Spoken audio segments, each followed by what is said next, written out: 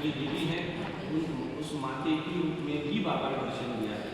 तो बाबा ने बताया है कि मेरे पास कोई लिंग का भेद नहीं है, स्त्री और पुरुष मैं ही हूँ, राम कृष्ण और शिव जी मैं ही हूँ।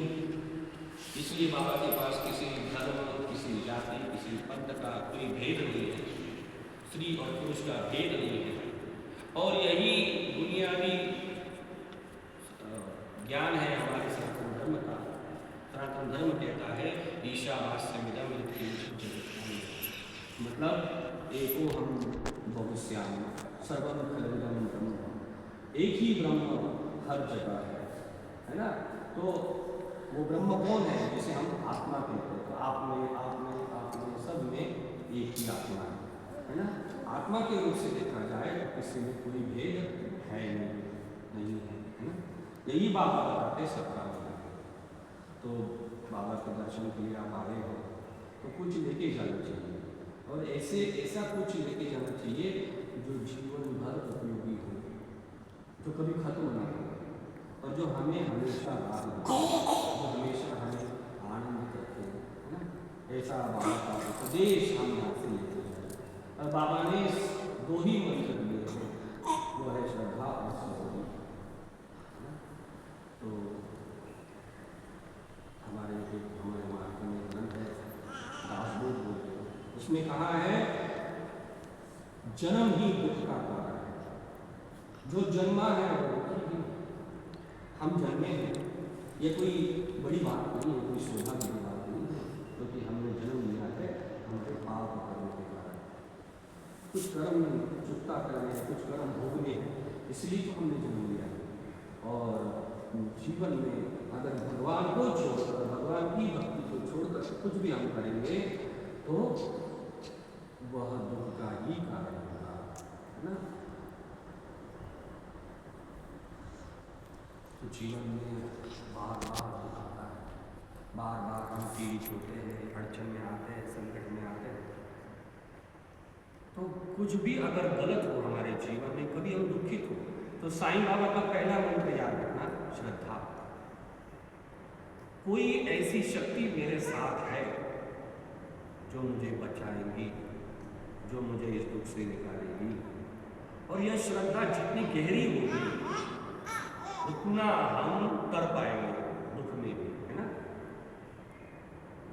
उतना हम दुख से उबार पाएंगे खुद को, क्योंकि गीता में भी कहा है तुम ही तुम्हारे मित्र हो, तुम ही तुम्हारे सखा हो, तुम ही तुम्हारे हित चिंतक हो, तुम ही खुद को दुख से उबार सकते हो, कोई और नहीं, है ना। क्योंकि अंदर जो है वही सब कुछ है, वही भगवान है, वो हमारे अंदर है। इसलिए जो भी कर पाएंगे तो हम खुद ही कर पाएंगे। लेकिन दुख के समय में कोई आसरा तो होना चाहिए। आसरा है, सहारा है साईं बाबा, वो हमारे साथ है, वो हमारे मार्गदर्शक है, वो हमारे हितचिंतक है, और वही हमें दुख से उबारने का मार्ग जरूर दिखाएंगे। यह विश्वास हमारा होना चाहिए, यही हमारी श्रद्धा है। लेकिन यह दुख से उबारने का कुछ समय होता है, दुख से बाहर निकलने का कुछ समय होता है, कुछ दिन होते हैं जब बुरा होता है। तो जब तक हम इस दुख से बाहर नहीं निकलते हैं तब तक हमें बाबा का दूसरा मंत्र याद रखना है, सब्र, है ना। सब्र होना चाहिए, और सब्र दुख में भी होना चाहिए और सुख में भी होना चाहिए। सुख में हम क्या होते हैं, ज़्यादा उत्साही होते हैं, सुख में अहंकार ज़्यादा बढ़ता है, इसलिए सुख में भी सब्र होना चाहिए और दुख में भी सब्र होना चाहिए। और जब तक दुख खत्म नहीं होता है, जब तक सबूरी हमारी तपस्या है चल रही है, तब तक हम शांत रहें और क्या करें, खुद को टटोले, खुद की जांच करें, खुद का इंस्पेक्शन करें। जो दुख आया है वो क्यों आया है, जो संकट आया है, जो अड़चनें आई हैं, जो गलतियां, गलत परिस्थिति आई है, उसमें मेरी क्या गलती है, ऐसा क्या कर्म है मेरा जिसके कारण ये मेरे सामने यह संकट खड़ा हुआ है ना। खुद की गलतियाँ देखें। संत कबीर कहते हैं कृपा भई तब जानिए जब दिखे अपना दोष। कुछ गलत होता है तो हम दूसरे पे गलतियाँ थोप देते हैं, है ना, तेरे कारण हुआ है, तूने ये किया है, लेकिन हम खुद की ओर कभी देखते नहीं हैं। इसलिए अपनी गलतियों को देखें और उसको दूर करने का प्रयास करें। यही सब है, यही सब है ना। और श्रद्धा सभी के साथ में रखें तो बाबा की कृपा रहती है, बाबा भी रहते हैं साथ में, तो हम जीवन में सुखी और आनंदित जीवन जीते हैं। ठीक है, तो शिरडी में ये आपने साई यज्ञ सावन महीने में किया है, तो हम भगवान से प्रार्थना करते हैं कि भगवान आप सभी को सुखी रखे, शांत रखे, आनंदी रखे, आरोग्य प्रदान करे, धन समृद्धि प्रदान करे। यही हम प्रार्थना करते हैं और हमारा यह आशीर्वाद है, यह भगवान का आशीर्वाद है जो हमारे मुख से निकला है, और यह फलित होने के लिए हम श्रेय फल आपको दे रहे हैं।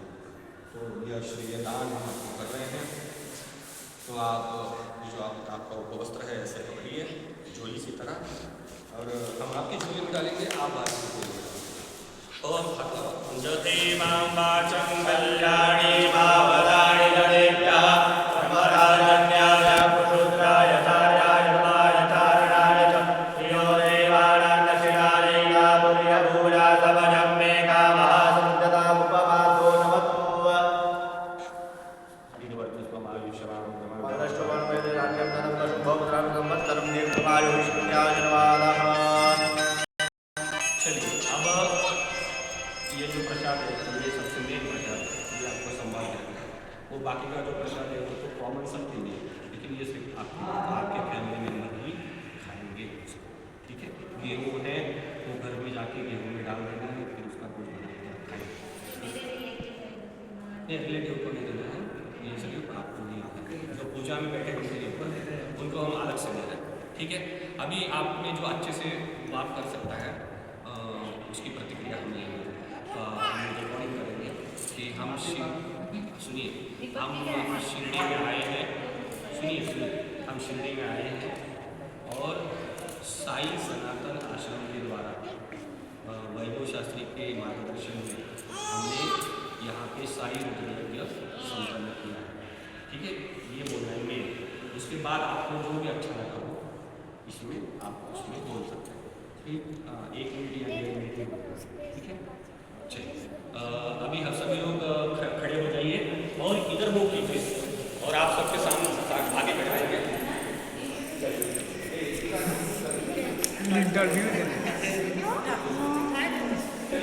साई सनातन आश्रम के द्वारा वैभव शास्त्री के मार्गदर्शन में हमने साई रुद्र यज्ञ यहाँ पे संपन्न किया। हाँ, और कैसे हुआ, क्या हुआ, कैसा लगा आपको, यहाँ वैभव शास्त्री, और गलती भी हुई तो हम एडिट करने वाले। ठीक है, ऐसा कुछ नहीं, गलती हो गई यहाँ पे